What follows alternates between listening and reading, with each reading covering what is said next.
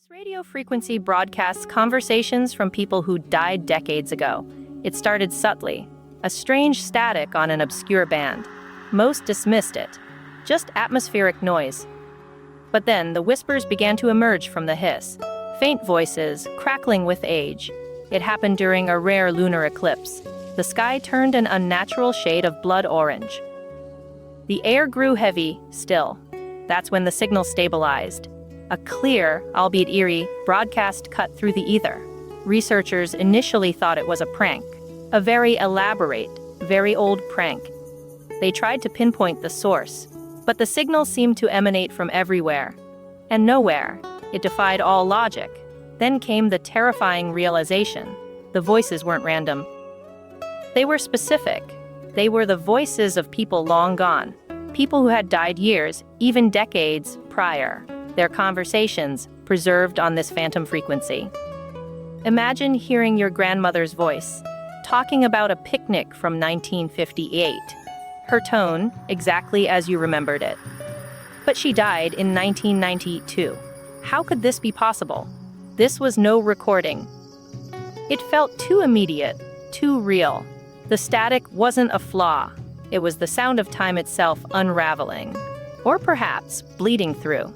What happened next would shatter everything they thought they knew.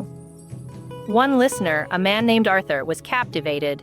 He spent nights tuning in, listening to fragments of lives long past. He heard arguments, laughter, even lullabies. It was a morbid museum of sound. Then, one night, Arthur heard something impossible. A voice, a young woman's voice. It sounded familiar, terribly familiar. He strained to hear over the static.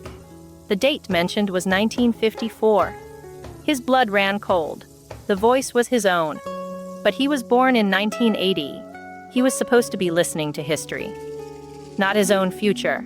He heard himself talking. A conversation he never had. About a car accident. A specific road. A date. A date that hadn't occurred yet. He frantically tried to record it. But the moment he hit record, the signal vanished. The static returned, mocking him. Arthur became obsessed. He dug through old newspapers. He searched for any mention of his name in 1954. Nothing. It was a ghost from a timeline that never was. He realized the signal wasn't a replay. It wasn't a message from the dead. It was something far more terrifying.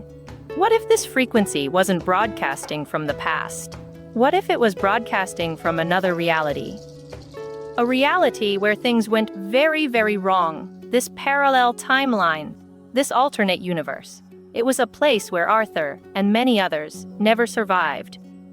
Their final moments, their dying words, leaked through.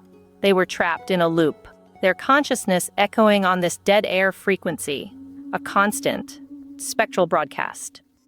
The voices describing future events, they weren't prophecies, they were memories. Memories from a life that was supposed to happen, a life cut short in that other reality. Arthur felt a growing dread. He started seeing flashes, glimpses of that other life, a different apartment, different friends. A gnawing sense of déjà vu. He became convinced he was next, that the frequency was calling to him. Trying to pull him into that doomed timeline, he tried to warn others. He posted online. He called radio stations. Most thought he was delusional. A few were intrigued. They started listening too. They heard their own voices, describing events that hadn't happened. Some heard their deaths. Others heard terrible accidents, all from a timeline where they didn't make it. The lunar eclipses became a source of dread. Each one brought the signal back.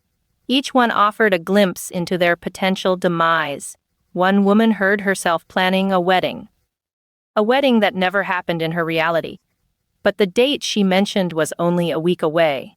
She canceled everything. She stayed home. She survived. Another listener heard his child's laughter. A child he never had. Then the sound of shattering glass. He sold his house the next day. A fire destroyed it a month later. Arthur, however, wasn't so lucky. During the last eclipse, he heard his own voice, clear as day. He was describing the static. He was describing the frequency. He was describing his own death. Then, silence. His broadcast stopped. His transmissions ceased. Arthur was gone, not from this world, but from this timeline. He had been pulled into the other reality, the one he heard on the dead air frequency. The one where he never survived. The frequency is still out there. It activates during lunar eclipses. It broadcasts the echoes of those who never made it. It's a stark reminder, a spectral warning, a glimpse into the fragility of existence. So, the next time the moon turns blood red, be careful. Check your radio tonight if you hear your own voice. Turn it off immediately.